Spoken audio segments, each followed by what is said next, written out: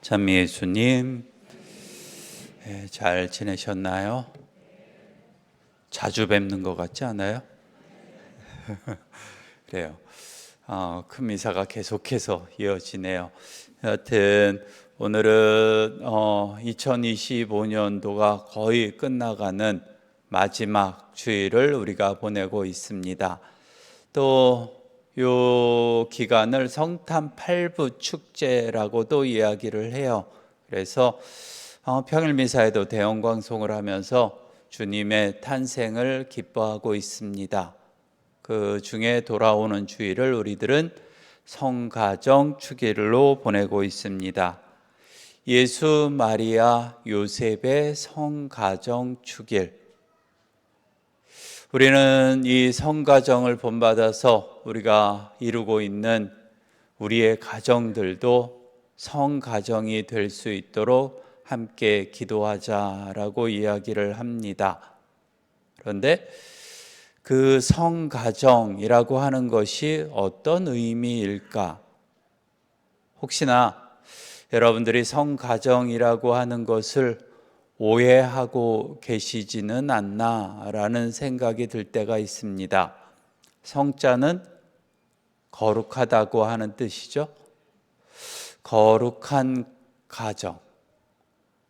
그런데 요거하고 조금 다르게 그냥 행복한 가정, 평화로운 가정, 아무 문제가 없는 가정, 이런 가정을 성가정이라고 생각하면서 살아가시지는 않나라는 생각이 듭니다.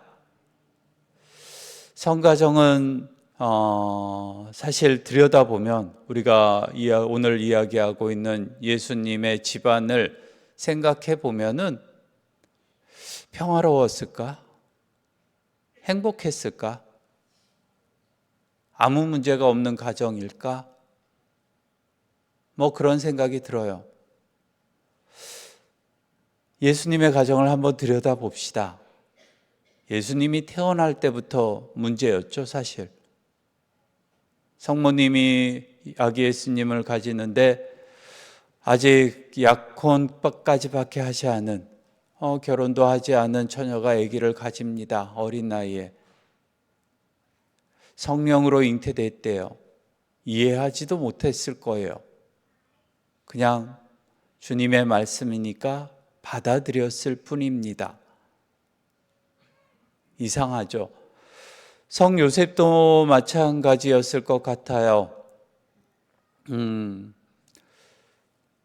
약혼만 한 처녀가 아기를 가졌다. 그래서 파혼하기로 결심을 하기까지 합니다. 조용히 끝내려고 했는데 꿈에 천사가 나타나서 아내로 맞아들여라 라는 소리를 듣고 그냥 받아들입니다. 요셉도 다 이해하지는 못했을 거예요. 그렇게 이상하게 시작된 가정입니다. 태어날 때는 제대로 된 해산도 못했던 것 같아요. 지저분하기 짝이 없는 구유에 들어갑니다. 저 앞에 우리가 꾸며놓은 구유에 들어가서 아기를 놓고 말 먹이통에다가 아기를 뉘어 놓아야만 했습니다. 결코 좋은 곳 아니잖아요. 그곳에 아기를 뉘어 놓는 부모의 마음은 어땠을까? 그래요. 태어났는데 여하튼 태어나고 조금 잘하는가 싶었는데 오늘 복음에 나오듯이 누군가가 죽이려고 합니다. 이 세상에 구원자가 왔다라는 소리를 듣고 왕이 2살 이하의 어린이들을 다 죽여라 라고 이야기를 합니다. 그래서 꿈에 천사가 나타나서 피신하라. 그래서 이집트로 피난 갑니다. 피난까지 가고 다시 돌아와서 그 가정에는 어떤 이야기가 없지만 한 12살쯤 되니까 성전에 갔는데 성전에 갔다가 가족들은 다 돌아가는데 예수님은 돌아가지 않았어요. 그래서 다시 찾으러 돌아옵니다. 그랬더니 하는 말이 제가 여기에 있어야 되는 줄을 모르셨습니까? 라고 이상한 이야기를 합니다. 그걸 어떻게 이해하겠어요? 제가 뭔가 저 아이가 무엇일까라고 부모들은 궁금해했을 것입니다. 하느님의 뜻이 이루어진다고는 하지만 인간적으로는 이해되지 않았을 겁니다. 또 한 30살쯤 되었는데 이렇게 밖으로 나갑니다. 나가서 사람들을 가르치기도 하고 기적도 일으킨다고 하는데 사람들 소리가 이상해요. 미쳤다는 소리가 들려옵니다. 그래서 찾아갑니다. 찾아가서 어떻게 하나 보려고 하는데 거기다 대고 또 이상한 소리를 하죠. 여기 하느님의 말씀을 실천하는 사람들이 제 어머니이고 내 동료들이고, 어머니가 왔는데 어머니라고 이야기를 하지 않고 이들이 제 어머니입니다 라고 이야기를 합니다. 그것을 이해할 수 있는 부모가 있었을까? 그런데 조금 있다가 죽는다는 소식이 들려옵니다. 사형 선고를 받고 그곳을 갑니다. 아들이 죽는데 그것을 지켜보고 있는 어머니이기도 합니다. 그래요. 이 중에 지금까지 얘기한 것 중에 우리 가정에 한 가지라도 거기에 해당하는 일이 있었다고 한다면은 우리는 견디어낼 수 있었을까? 아마 그 중에 한 가지라도 우리 가정에 일어난다면은 하느님 탓을 할 것이고, 나한테 왜 이런 일이 일어나야만 되나요? 라고 하면서 하소연할 거고, 우리 가정은 성가정이 아니고 우리 가정은 지금 풍비박산이 날 가정이다 라고 생각하지 않았을까?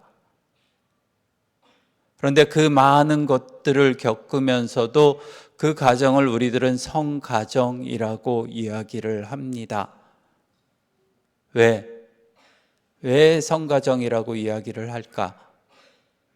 거기에는 하느님의 뜻이 있었기 때문입니다. 하느님의 뜻 안에 자신들을 넣어 놓았던 것입니다.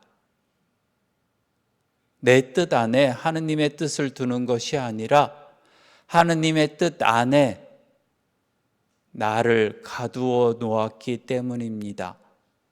이해되지는 않지만 하느님의 뜻으로 받아들일 수 있었고, 그래서 이겨낼 수 있었고, 그래서 하나 될 수 있었고, 누구 탓하지 않고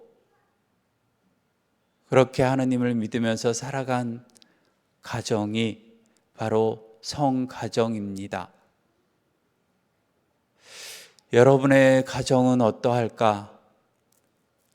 지금까지 얘기한 예수님의 가정에서 일어났던 그 많은 일들은 아니겠지만, 그만큼 크진 않겠지만 여러분들 가정 안에서도 작고 큰 문제들이 하나씩 하나씩 있을 것입니다.